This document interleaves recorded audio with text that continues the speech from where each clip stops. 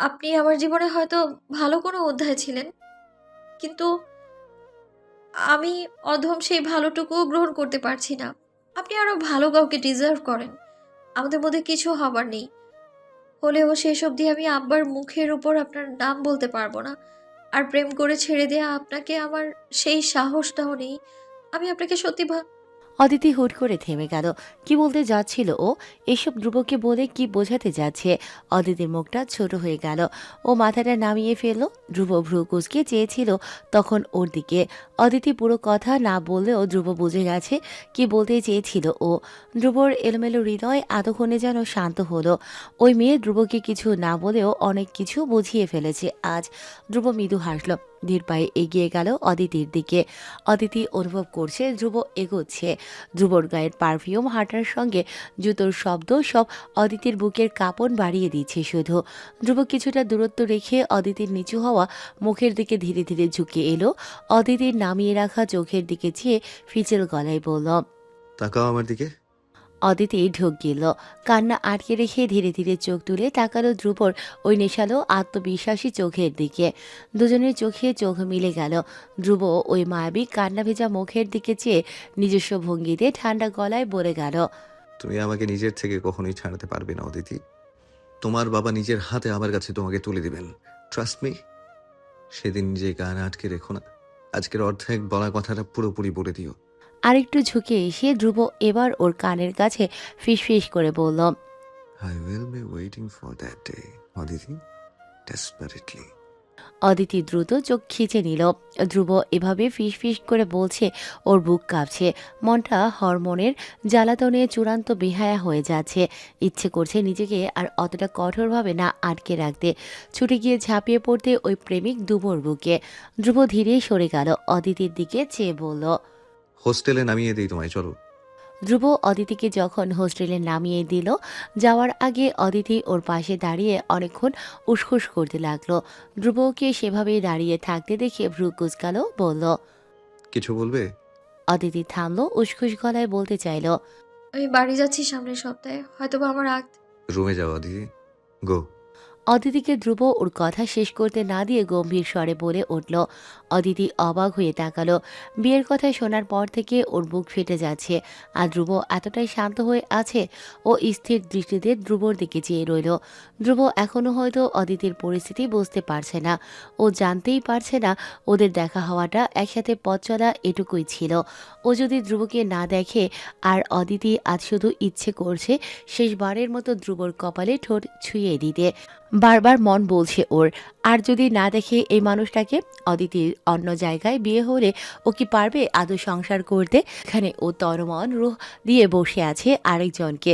ধ্রুব বাইকে হেলমেট রেখে দাঁড়িয়েছিল। অদিতি চেয়েই থাকলো ওর দিকে। ধ্রুব এবার ভ্রু কুচকে তাকালো। অদিতি তখনই দ্রুত চোখ সরিয়ে ফেলল। ধ্রুব অদিতির এলোমেলো চোখের দিকে চেয়ে আছে। অদিতির কষ্টে জর্জরিত মনটা ধ্রুব বুঝে নিল মুহূর্তেই। এবার নিজের গলার স্বর অনেকটাই নরম করে বলল, বাড়ি যাও অদিতি, কিন্তু এটা ভেবো না যে ধ্রুব তোমাকে ছেড়ে দেবে। তুমি যতই আমাকে ফিরিয়ে দাও, আমি জানি তুমি ফিল করো আমার জন্য। তোমার মুখের কথা সত্য ভেবে বসে থাকার মতো আমি ধ্রুব ঘাস খাই না। অদিতি অবাক হয়ে তাকালো। ধ্রুবর চোখ বিশ্বাসী আজ। অদিতিকে ও জয় করেই ছাড়বে। অদিতির খরার মতো বুকটায় কেন যেন পানির ঢল নামলো। আজ এতবার কেন ইচ্ছে করলো ধ্রুবর আরও একটু কাছে যেতে, জড়িয়ে ধরতে, অথচ সেই অধিকার তো নেই অদিতির। বুকটা ভারী হয়ে এলো ওর। অদিতি ধীর পায়ে হোস্টেলের গেটে ঢুকে গেল। অদিতি ধ্রুব তখন কাউকে কল লাগালো। ওপাশে কল রিসিভ হলে ধ্রুব বলল, লক্ষ্মীপুরের একটা বাসের টিকিট কেটে রাখ সামনের সপ্তাহে। অদিতি বাড়ি যাচ্ছে। বাসের জানালার পাশে হেলান দিয়ে চুপচাপ বসে আছে।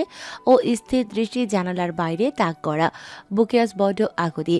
ফোনের মধ্যে ছেলের একটা ছবি পাঠানো হয়েছে। অদিতি এখনও সেই ছবি দেখেনি, দেখার ইচ্ছেও হয়নি।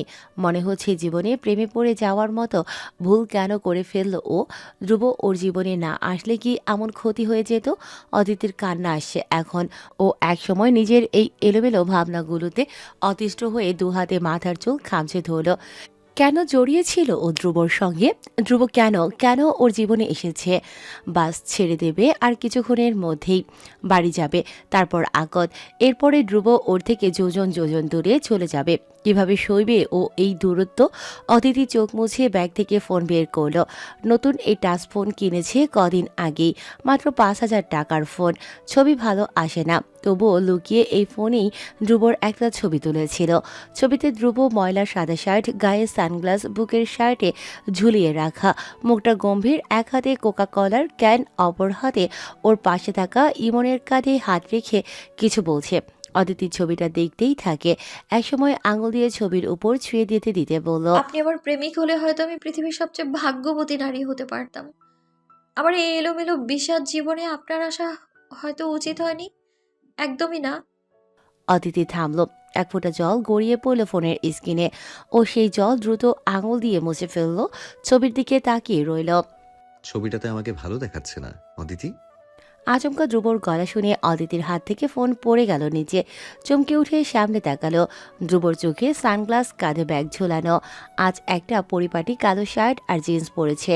ধ্রুব অদিতির দিকে চেয়ে আছে গম্ভীর দৃষ্টিতে। ধ্রুব এবার একটু ঝুঁকিয়ে ফোন মাটি থেকে তুলে সেটার ময়লা মুছে অদিতির পাশে এসে ঠাস করে বসে গেল। অদিতি তখনও বিস্ময়ে ধ্রুবর দিকে চেয়ে আছে। ওর এসব কিছু বিশ্বাসই হচ্ছে না। ধ্রুব অদিতির ফোন পরিষ্কার করে এগিয়ে দিয়ে বলল, নতুন ফোনের প্রথম ছবিটাই আমার। Good, very good. অদিতি তখনও অবাক চোখে চেয়ে আছে। ও বিস্ময় নিয়ে প্রশ্ন করে বসল। আপনি এই বাসে? এটা তো লক্ষ্মীপুর যাচ্ছে। ধ্রুব বুঝতে পারল অদিতির মনের দ্বিধা। ও সানগ্লাস চোখ থেকে খুলে বুকের শার্টে ঝুলিয়ে রেখে নিজের মাথা এগিয়ে নিয়ে যায় অদিতির দিকে। অদিতি জমে যায় যেন। ধ্রুব ওর চোখে চোখ মিলিয়ে ফিচেল গলায় বলল, আই নো এটা লক্ষ্মীপুরের বাস, অ্যান্ড আমি তোমার সঙ্গে যাচ্ছি তোমার গ্রামে থাকতে। ইনফ্যাক্ট তোমাদের প্রেম বিরোধী বাড়িতে কদিন থাকবো ভাবছি। ধ্রুবর চোখে কৌতুক খেলে গেল যেন। অদিতি বিস্ময়ে হতবাক। ও নিজের বিস্ময় লুকিয়ে ধ্রুবর হাত থেকে ফোন নিয়ে বলল, অসম্ভব। আপনি খামোখা কষ্ট করেছেন। আমাদের মধ্যে আর কিছুই সম্ভব নয়। ধ্রুব অদিতির দিকে হঠাৎ ঝুঁকে এলো। দুজনের মুখ ছুঁই ছুঁই হবে, সেই ভয়ে অদিতি মাথাটা পিছিয়ে নিল। তাকিয়ে রইল ধ্রুবর চোখের দিকে। ধ্রুব নিজের মতো ওর দিকে ঝুঁকে এসে ফিসফিস করে বলল, সম্ভব, আমাদের মধ্যে সবই সম্ভব অদিতি। ধীরে ধীরে পথ পেরোচ্ছে অদিতি ধ্রুবর বাস। অদিতির পাশে ধ্রুব বসে মোবাইল দেখছে। কথাটা ভুল অবশ্য। ওর স্থির দৃষ্টি ঘুরে ফিরে বারবার আটকে যাচ্ছিল অদিতির দিকে। অদিতি চুপ করে অস্বস্তি নিয়ে জানালার বাইরে চেয়ে আছে। ভুলেও ধ্রুবর দিকে তাকাচ্ছে না। ওর খোলা চুল উড়ে ধ্রুবর মুখের উপর ছড়িয়ে পড়ছিল বারবার। ধ্রুব হাত বাড়িয়ে অদিতির উড়ে আসা চুল মুখের উপর থেকে সরিয়ে দিয়ে কিছু বলবে ভাবল। অথচ হঠাৎ অদিতির মলিন বিমুগ্ধ মুখের দিকে চেয়ে ও যেন থমকে গেল। অদিতির চুল উড়ছে, বাতাসের ঝাপটায় ওড়নাও উড়ছে, অথচ ওর মধ্যে নিজেকে গোছানোর কোনো তাড়া নেই, অস্থিরতা নেই। ও জানালার দিকে অপলক চেয়ে আছে। মাঝে মধ্যে কি যেন চিন্তায় ডুবে যাচ্ছে। ধ্রুবর হঠাৎ কি হলো? সে ফোনটা নিয়ে আলগোছে বড্ড নিঃশব্দে অদিতির একটা ছবি ক্যামেরা দিয়ে তুলে নিল। তারপর আবার ক্যামেরা কোলের উপর রেখে দেখে যেতে লাগলো সামনে বসে থাকা মলিন অথচ সুন্দর মেয়েটির দিকে। বাস স্টেশনে পৌঁছতে আরও 2 ঘন্টা। বাসের ঝাঁকুনিতে দুজনের অবস্থাই করুণ। অদিতির এসব রাস্তায় চলাফেরা করার অভ্যাস থাকলেও ধ্রুব এসবের নতুন। অদিতি কষ্ট পাবে দেখে ও এতক্ষণ চুপ করে সব সইছিল। এক পর্যায়ে বাস এমন জোরে ব্রেক কষল, অদিতি ছিটকে পড়ল সামনের সিটে। মাথাটায় ব্যথা পাবে তার আগেই ধ্রুব দ্রুত হাত দিয়ে ধরে ফেলল ওকে। অদিতি নিজেকে ঠিক করে উঠে ভালোভাবে বসলো। ধ্রুব ওর মাথা থেকে হাত সরিয়ে বলল, ঠিক আছো? অদিতি নিচু গলায় জবাব দিল। হুম। ধ্রুবর পিঠ ব্যথা করছিল। ও সিটে হেলান দিতেই সিট পেছনের দিকে ঝুঁকে গেল। সঙ্গে সঙ্গে পেছনের লোকটা খেকিয়ে উঠল। এ মিয়া, সিট ঠিক করেন আপনার। সরি। আচমকা চেঁচিয়ে ওঠায় ধ্রুব ভারী বিরক্ত হয়ে পেছনের দিকে উকি দিল। একটা মাঝবয়সী লোক বসে আছে, নিজের সিট পেছনে অনেকটাই হেলিয়ে রেখেছে, অথচ ধ্রুবর বেলায় চেঁচালো। ধ্রুবর দিকে এমনভাবে চেয়ে আছে যেন ধ্রুবকে এখানেই মাইল লাগাবে। ধ্রুব ওই চাহনি দেখে একটা রাগান্বিত দৃষ্টি ছুঁল। হাতের শার্টের হাতা ফোল্ড করতে করতে লোকটাকে দেখে দাঁত খিচিয়ে বলল, কি বলছিলেন আপনি জানো? ধ্রুবর হাতের মাসল আর ওর চোখের রাগ দেখে হয়তোবা লোকটা ভয় পেয়েছে। অমনি মিনমিন করে অন্যদিকে চেয়ে বিড়বিড় করল। মাইয়া নিয়ে বাস উঠে মাস্তানি দেখাইতেছে। ধ্রুবর কানে কথাটা গেল। ওর রাগ এবার চিরিক দিয়ে মাথায় উঠে গেল। ও উঠে দাঁড়াতে চাইল। মাইয়া মানে কি বোঝাতে? লোকটা আচমকা ধ্রুবর এমন রূপে এবার ভয় পেয়ে সিটিয়ে গেল এক প্রকার। ধ্রুব তেড়ে উঠতে চাইলে ওর হাত দ্রুততার সঙ্গে চেপে ধরে অদিতি। ধ্রুব ওর হাতের দিকে একবার তাকিয়ে আবার অদিতির দিকে যায়। অদিতি চোখের ইশারায় ওকে থামতে বলছে। ধ্রুব ওই করুণ দৃষ্টি দেখে চোখ বুজে জোরে শ্বাস ছেড়ে আবার জায়গায় বসে গেল। অদিতি ধ্রুবর হাত ছেড়ে দিল। ও মাথাটা নিচু করে আস্তে করে বলল, আমাদের গ্রামের লোক একটু অন্যরকম। ওরা এইভাবে বলে, এটা নিয়ে মারামারি করে লাভ নেই। ধ্রুব রাগে কাঁপছিল। অদিতির সম্পর্কে বাজে বলাটা ও একদমই মেনে নিতে পারেনি। নিজেকে সামলাতে ব্যর্থ হয়ে ধ্রুব অদিতির দিকে একটু ফিরে শাসিয়ে বলল, লোকটার বাড়ি তুমি আমায় চেনাবে, পরে দেখবো এটারে। অদিতির ঘুম পাচ্ছিল। ও বাসের সিটে মাথা এলিয়ে ঘুমানোর চেষ্টা করলেও এক পর্যায়ে ঘুমিয়েও গেল। ধ্রুব দেখে সেসব। অদিতির মাথা বারবার সিট থেকে হেলে পড়ে যাচ্ছিল। ধ্রুব কি হচ্ছে আজ কে জানে, বারবার অদিতির দিকে চেয়ে থাকছে। ছুতে ইচ্ছে করছে, মেয়েটার এলোমেলো চুল গুছিয়ে দিতে ইচ্ছে করছে। অদিতি আজ প্রথমবার এতটা পাশে আছে বলেই কি আজ ওর চাওয়াগুলো বেপরোয়া হচ্ছে। ধ্রুব নিজেকে আশকারা দিল। ধীরে হাত বাড়িয়ে অদিতির মাথাটা নিজের কাঁধে এলিয়ে দিল। ঘুমের ঘোরে অদিতি ধ্রুবর কাঁধে নাক গুজে দিল। এমনটা করার সাথে সাথে ধ্রুবর শ্বাস যেন আটকে এলো। ও ঢোক গিলে ঘাড় ঘুরিয়ে নিজের কাঁধের উপর পড়ে থাকা অদিতির দিকে তাকালো। অদিতি হুঁশে নেই। ধ্রুব ঢোক গিলে আবার সোজা হয়ে বসলো। ওর লোম দাঁড়িয়ে যাচ্ছে। তারপর যখন অদিতি ঘুমের ঘোরে ওর বাহু জড়িয়ে ধরল, ধ্রুবর বুকের ধুকপুকুনি যেন এবার লাগাম ছাড়ল। কোনো মেয়ে আজ অবধি ওর এতটা কাছে কোনোদিন আসেনি। ধ্রুবর কাছে এই ছোঁয়া নতুন। ধ্রুব এবার ঢোক গিলে ওর কেমন একটা লাগছে। ও ধীরে ধীরে মাথাটা ঘুরিয়ে অদিতির ঘুমন্ত মুখটার দিকে তাকালো। অদিতি যেন আজ বড্ড নিশ্চিন্ত, ভীষণ আরাম করে ঘুমোচ্ছে। ধ্রুব মুগ্ধ হয়ে দেখে গেল পুরোটা ক্ষণ। তারপর আলগোছে অদিতির মাথা সেভাবেই রেখে দিল নিজের কাঁধে পুরোটা রাস্তা। বাস লক্ষ্মীপুর পৌঁছেছে। ধ্রুব ঘুমিয়ে পড়েছিল অদিতির মাথায় নিজের মাথা এলিয়ে। বাসের মধ্যে শোরগোল শুনে ওর ঘুম ভেঙে গেল। চোখ মুখ কুঁচকে দেখলো আশপাশটা। অদিতি ওর কাঁধে তখনও মাথা রেখে ঘুমোচ্ছে। ধ্রুব সোজা হলো, ওকে ডাকলো। অদিতি, গেট আপ, আমরা পৌঁছে গেছি। অদিতি একটা পুরুষ কণ্ঠের আওয়াজ ডাক শুনে নিভু নিভু চোখে তাকালো। ওর মুখ প্রায় ছুঁই ছুঁই ধ্রুবর মুখের সঙ্গে। ঘুমের রেশ কেটে পুরো ব্যাপারটা মাথায় আসতেই ছিটকে সরে গেল ও। দ্রুত ওড়না ঠিক করে অপ্রস্তুত গলায় বলতে চাইল, আমি আমি কখন আপনার... ধ্রুব কি উত্তর দেবে? ও অদিতিকে টেনে এনেছে নিজের কাঁধে বললে উল্টো পাল্টা ভাবতে পারে। ধ্রুব কিছুটা দোনামনা করে বলল, তুমি ঘুমের ঘরে এসেছিলে, আমি আনিনি। অদিতি শুনল, উকি দিয়ে আশপাশেরটা দেখলো। সবাই ব্যাগ নিয়ে নেমে যাচ্ছে। ধ্রুব নিজের ব্যাগ গুছিয়ে শার্ট টেনে টুনে উঠে দাঁড়িয়েছে। ততক্ষণে ব্যাগটা কাঁধে ঝুলিয়ে মাথায় ক্যাপ পরে নিল। তারপর অদিতি ধ্রুবর হাত বাড়িয়ে দিয়ে বলল, দাও।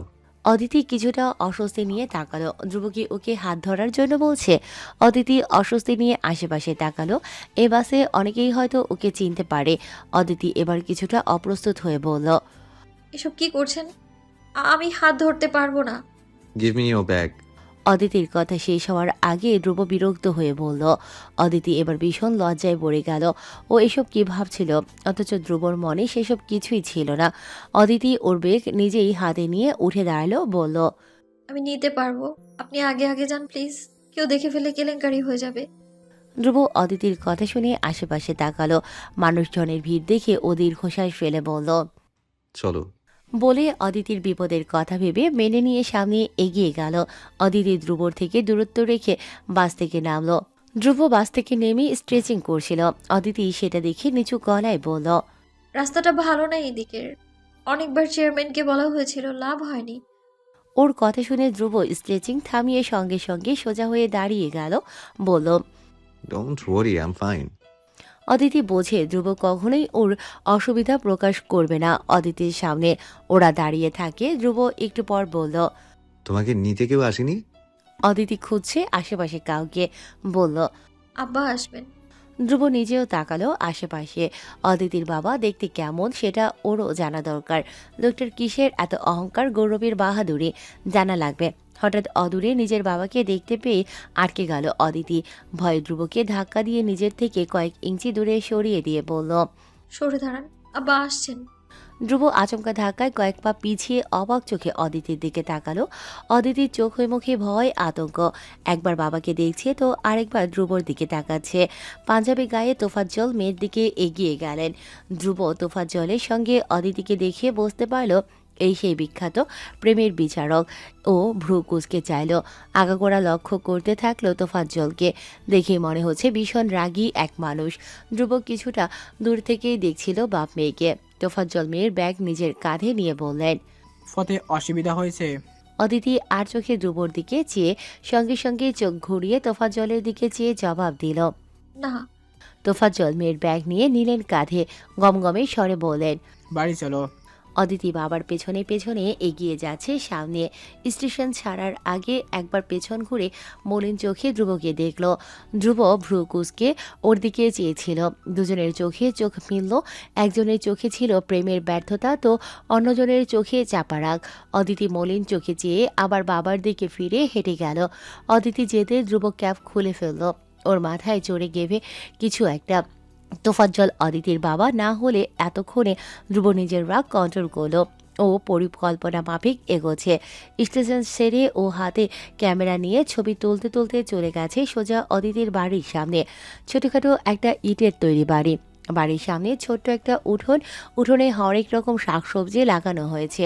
উঠোনের একপাশে একটা ছোট্ট পুকুর। ধ্রুব বাড়ির বাইরে থেকে সেসবের ছবি তুলল একটা। তখন তোফাজ্জল উঠোনে বসে পেপার পড়ছিলেন।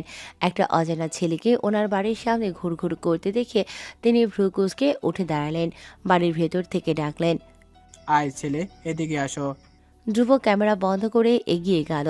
তোফাজ্জলের সামনে দাঁড়াতেই তিনি ধ্রুবকে আগাগোড়া ভালোভাবে দেখে নিলেন। যুবক ছেলে, চোখে সানগ্লাস, পিঠে ঝুলানো বাদামি রঙের ব্যাগ। দেখে তো শহুরে ছেলে মনে হচ্ছে। তোফাজ্জল বললেন। এই ছেলে, এদিকে আসো। কোথা থেকে আসছো তুমি? গ্রাম নতুন লাগছে না? ধ্রুব সানগ্লাস খুলে শার্টে ঝুলিয়ে শান্ত স্বরে জবাব দিল। বরিশাল থেকে এসেছি এই গ্রামের প্রজেক্টের কাজে। প্রজেক্ট? গ্রামে কিসের প্রজেক্ট? তোফাজ্জল নিজের স্বভাবতই সন্দেহ করলেন ধ্রুবর কাছে মিথ্যে তৈরি করাই ছিল। ও নিজের ক্যামেরা দেখিয়ে বলল। আমি ফটোগ্রাফি করি। এই গ্রামে আমাকে আমার কোম্পানি থেকে পাঠিয়েছে শুটের জন্য। তোফাজ্জল ভ্রু বাঁকিয়ে হাত এগিয়ে বললেন।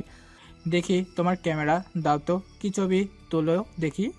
ধ্রুব এবার কিছুটা থমকালো। ক্যামেরার প্রথম ছবিটাতেই অদিতি বাসে তুলেছিল ও। ধ্রুব তোফাজ্জলের দিকে ভ্রু কুঁচকে তাকালো, বোঝার চেষ্টা করলো ওনার মনের মতিগতি। বোঝা গেল তোফাজ্জল ক্যামেরা নিয়েই ছাড়বেন। অন্য কেউ হলে হয়তোবা ধ্রুব সোজা মুখের ওপর মানা করে দিত, কিন্তু এখানে তোফাজ্জল দাঁড়িয়ে আছেন। ওনার সঙ্গে ধ্রুবর প্রতিটা কথা, আচরণ সবকিছুর উপর নির্ভর করছে ধ্রুবর সঙ্গে অদিতির সম্পর্ক। ধ্রুব চুপচাপ ক্যামেরা এগিয়ে দিল। তোফাজ্জল মাত্র দুটো ছবি দেখলেন, বাকি আর ঘাটলেন না। ক্যামেরা ফিরিয়ে দিলেন। ধ্রুব যেন হাঁপ ছেড়ে বাঁচত। তোফাজ্জল বললেন। গ্রামে কার বাড়িতে থাকবে? ধ্রুবর কাছে জবাব তৈরি ছিল। এখনো ডিসাইড করিনি, কাজ সবে শুরু হয়েছে। এখানে কোনো হোটেল পাওয়া যাবে? ওদের কথা বলার ফাঁকে অদিতি চুলে গামছা পেঁচিয়ে উঠোনে এসেছে কাপড় মেলে দিতে। ধ্রুবকে ওর বাবার সঙ্গে কথা বলতে দেখে অদিতি সেখানেই থমকে গেল। ধ্রুবরও তখন চোখ গেল অদিতির দিকে। ভেজা মুখ, গামছা পেঁচানো চুল, ওই মুখের উপর লেপটে থাকা ভিজে বেবি হেয়ারগুলো আর হাতে বালতি। অদিতিকে লাগছিল পাক্কা গৃহিণী, শুধু শাড়িটাই মিসিং। ধ্রুব মুগ্ধ হয়ে দেখে যেতেই লাগলো ওই গোলগাল মুখের সৌন্দর্যটুকু। তোফাজ্জল ধ্রুবর দিকে চেয়ে বললেন। গ্রামে হোটেল খুঁজতে এসেছো? জীবনে গ্রাম দেখোনি? ধ্রুবর তাৎক্ষণিক ধ্যান ভেঙে গেল। ও দ্রুত চোখ সরিয়ে ফেলল অদিতির থেকে। গলা কেশে তাকালো তোফাজ্জলের দিকে। অদিতিও দ্রুত কাপড়ের বালতি উঠোনে রেখেই দৌড়ে আবার ভেতরে চলে গেল।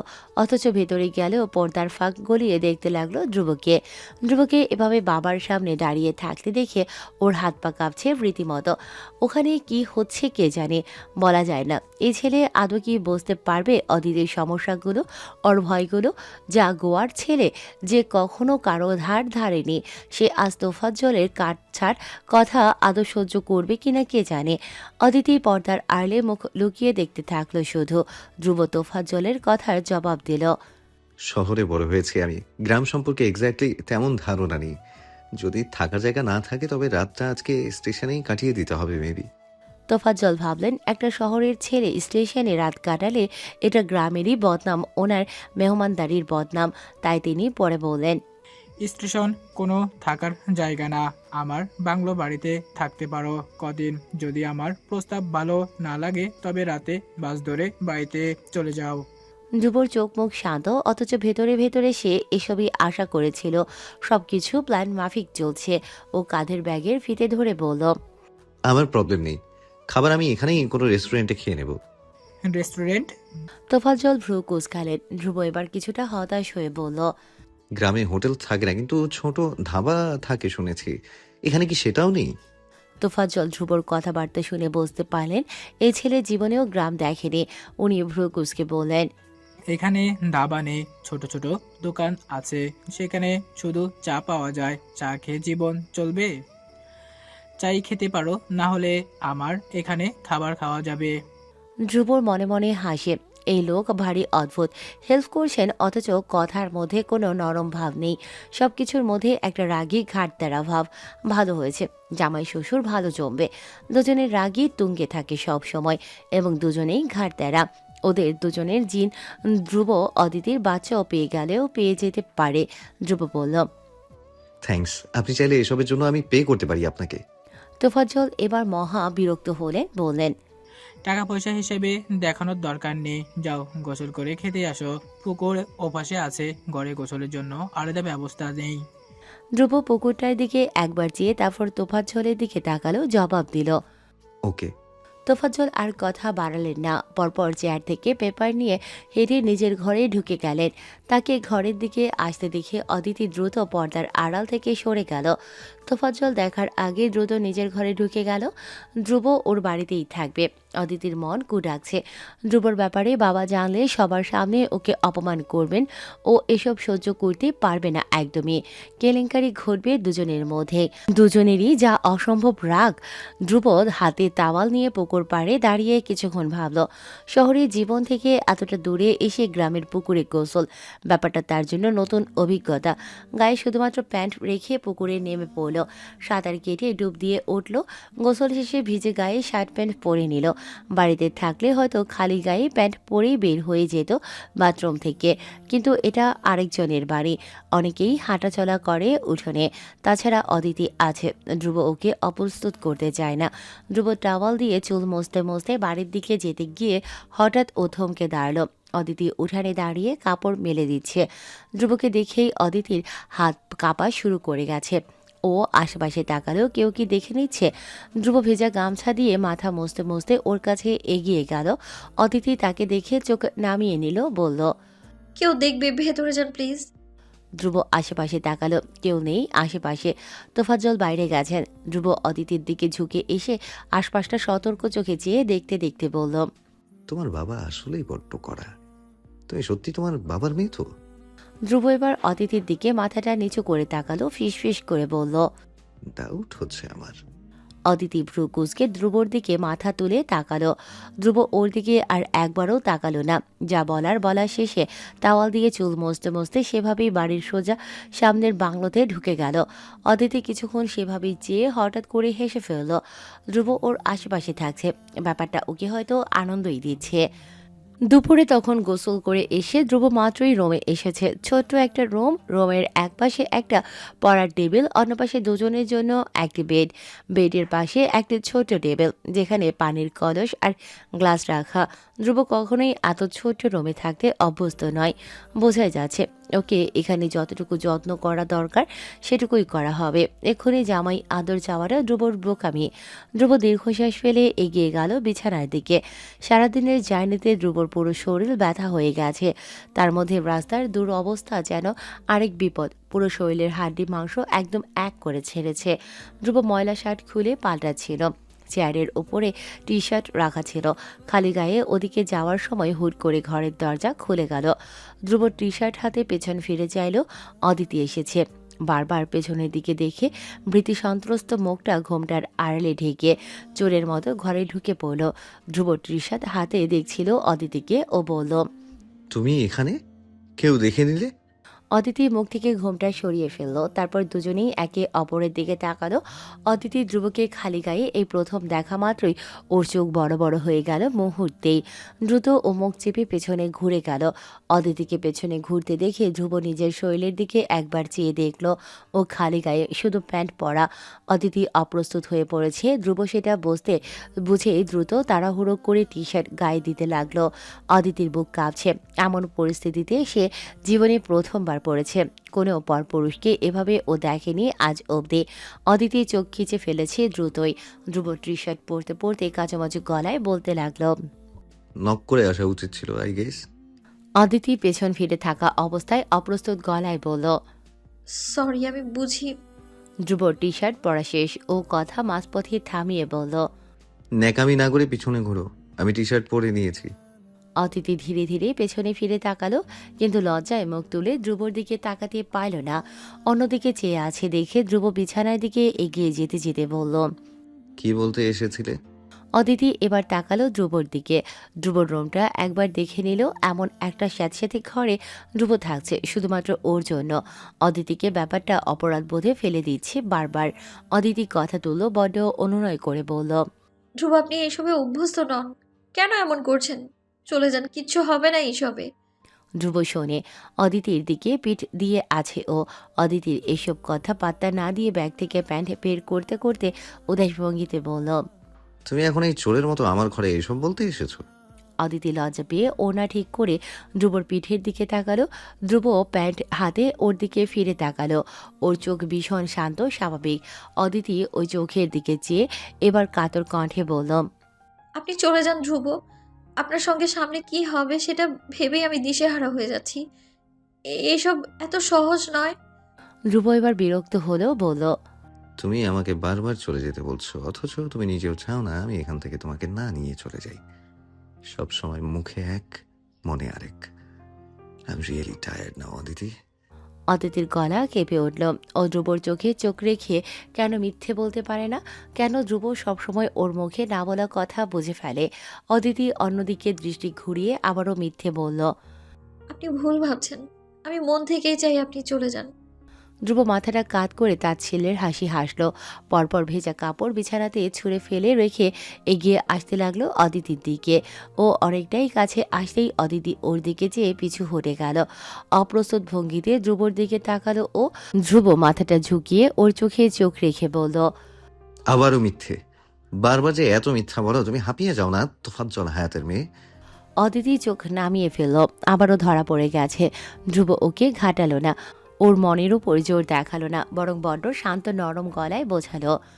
আমাকে নিয়ে এত চিন্তা না করে নিজের জন্য করো। ভর দুপুরে এক নওজোয়ান ছেলের ঘরে একা একা এসেছো। তোমার প্রেম বিরোধী বাবা জানলে তো।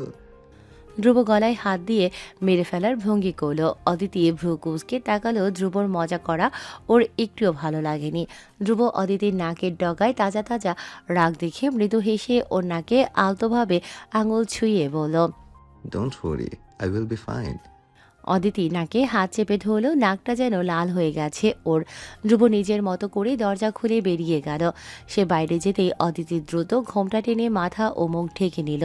নিচে নেমে একবার দেখে নিল কেউ আছে কিনা। কেউ নেই দেখে এক দৌড়ে ঘরের ভেতরে ঢুকে গেল।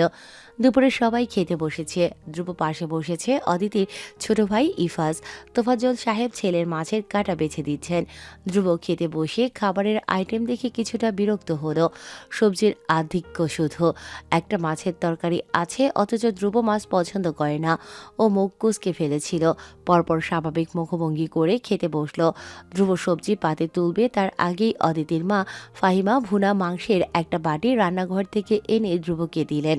ধ্রুবর হাতে সবজির চামচ ও অবাক হয়ে ফাহিমার দিকে তাকিয়ে আছে। ফাহিমা হেসে বললেন। তুমি শহর থেকে এসেছো, এই সবজি মাছ হয়তো তেমন খেতে পারবে না, এটা নাও, আমার বড় মেয়ে বানিয়েছে। বড় মেয়ে মানে তো অদিতি। ধ্রুব বাটির দিকে তাকিয়ে হঠাৎ আরও এক দফা ওই মেয়েটার প্রেমে পড়ল। ইচ্ছে করছিল তখন ছুটে গিয়ে ওই মুগ্ধ মেয়েটাকে জড়িয়ে ধরতে। ও নিজের অনুভূতি দাবানল সামলে ফাহিমার দিকে চেয়ে মুচকি হেসে বলল। Thank you aunty. ধ্রুব মাংস দিয়ে খেতে খেতে বারবার অদিতির কথা মনে করছিল। অদিতি লক্ষ্য করেছে সব। ও জানে ধ্রুব এসব খেতে অভ্যস্ত নয়, তাই নিজের হাতে মাংস রান্না করেছে। ধ্রুবর হৃদয় প্রশান্তিতে ভরে উঠল। তোফাজ্জল সবার আগে খাওয়া শেষ করে উঠে গেলে ইফাজ বাবার যাওয়ার দিকে চেয়ে হাফ ছাড়ল। সঙ্গে সঙ্গে ধ্রুবর বাহুর শার্ট চেপে ধরে বলল, ভাইয়া, তোমার নাকি ক্যামেরা আছে? ধ্রুব খাওয়া থামিয়ে ইফাজের দিকে তাকালো, বলল, হ্যাঁ, আমি ফটোগ্রাফি করি। ইফাজ চোরের ন্যায় আশপাশটা সতর্ক চোখে দেখে নিয়ে ধ্রুবর কানের কাছে ফিসফিস করে বলল, আমাকে তোমার সঙ্গে নিয়ে যাবে? আমি তোমাকে একদম বিরক্ত করব না, শুধু তোমার ছবি তোলা দেখব। ধ্রুব ইফাজের বাচ্চা বাচ্চা কথা শুনে মাথা নাড়ল। মৃদু কণ্ঠে বলল, ঠিক আছে, নেব। আগে খাওয়া শেষ করো। ইফাজ খুশিতে ঝটপট খাওয়া শেষ করতে লাগলো। ধ্রুব গ্রামের মেঠো পথ দিয়ে হাঁটছিল। ইফাজ পাশ দিয়ে খুশিতে দুলতে দুলতে হাঁটছিল। ধ্রুব ক্যামেরা হাতে ছোটখাটো ছবি তুলছিল। ধ্রুব ফোকাস করছিল ক্যামেরা ইফাজ, এবং তখন ধ্রুবর আঙুল চেপে ধরে বলল, ভাইয়া, ছবিগুলো দেখি না একটু?